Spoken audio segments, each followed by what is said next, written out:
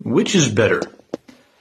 A universe that has an inbuilt continuity with it, and I'll explain what I mean in more depth here in a few seconds, or a universe where you're building it for the ground up, starting with one character and going from there. There are two primary universes that you'll see. One that focuses on a primary character and eventually gets to a point in which you have an expansive, sprawling universe. We can see this through the coalition and the collection of DC Comics since they started. Marvel Comics, when they started, Superman was kind of that flashpoint character, right? It started it all, and then it inspired dozens and dozens and dozens and dozens and hundreds of characters throughout comic book history since then.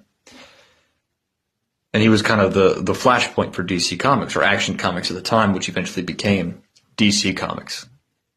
Batman came into play as a alternative to Superman, but kind of like a cohesive partner as well, and it just kind of grew from there. That's a very positive reaction to starting off with one character and then inevitably getting to a point where you can sprawl into dozens of characters. But if you're trying to play catch up and you want to do so in an effective manner, one of the best things that you can do is that you can actually build your universe, your comic book storyline, with an inbuilt, sprawling, expansive world already. That's the method that I'm going with for my comic. It allows me to front load a ton of the heavy lifting when it comes to establishing these things, and allows for the character to interact with these individuals without needing to necessarily figure out a way for all these other characters to come into existence and for superpowers to have existed for generations, but people don't know about it. That's part of the problem that I have with the stepping forth and putting a character into the universe and having it start with that character without it being inbuilt, is that you then have to retroactively find ways of keeping superpowers a secret for this expansive universe. You either have to say that this started randomly one day in the 21st century and became this thing that is so prevalent now with dozens of heroes and hundreds of people developing powers, armies worth of individuals getting superpowers, and the entire story taking place over the course of what seems like a decade or two in comic book timelines. Or you can establish it with a world where heroes and villains and powers already exist, which is, again, that's what I'm choosing to do with my comic. I decided to go down that route because I figured it would be easier to kind of figure out the method by which characters can interact. It gives me a positive interaction system for these characters. Invincible, which is the main character, or Jared Ivan, if you want to know the name of them, his actual name. Jared Ivan enters into a world where heroes already exist. The most popular superhero team is Task Force Alpha, which has a secret government name that's not known to the public. What the public knows is Task Force Alpha. If you read on, you'll be able to find out about what their actual government-issued name is. There's other heroes throughout the world, some that are operating in secret that people don't know about, some that are operating in broad daylight, but the ones that are operating in broad daylight, the important contingent there is that they are operating within the spectrum and the scope of the government.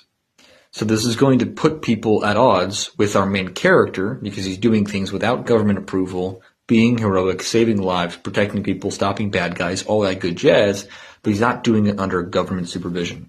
So it allows for me to develop a world where it's going to create this contention between these two characters, or maybe not contention, but it's going to create this tension between Jared Ivan, the main character of the comic book universe that I'm building, at least for the Invincible comics, and it's going to allow that tension between him and these other heroes who are government established.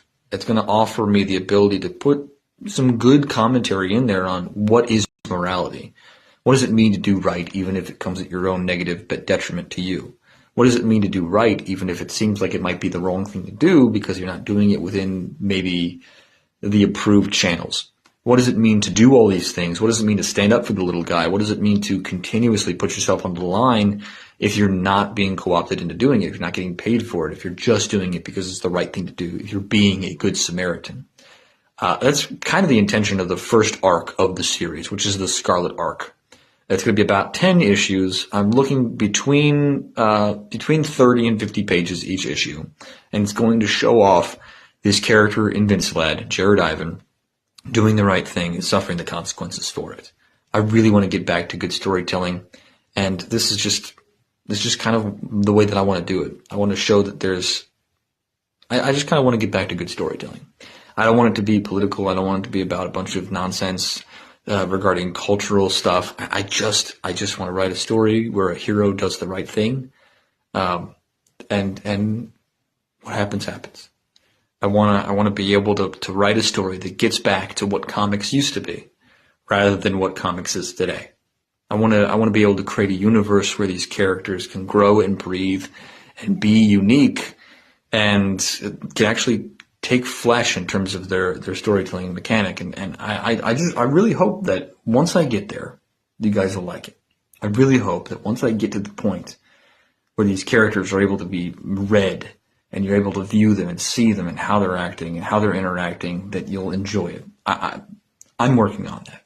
I sincerely hope that it becomes the perfect thing for you guys, for anyone who's interested, for anyone who's watching, for anyone who eventually might buy the comic if I ever even get there. Because I'm pretty much done with the comic now, the first issue.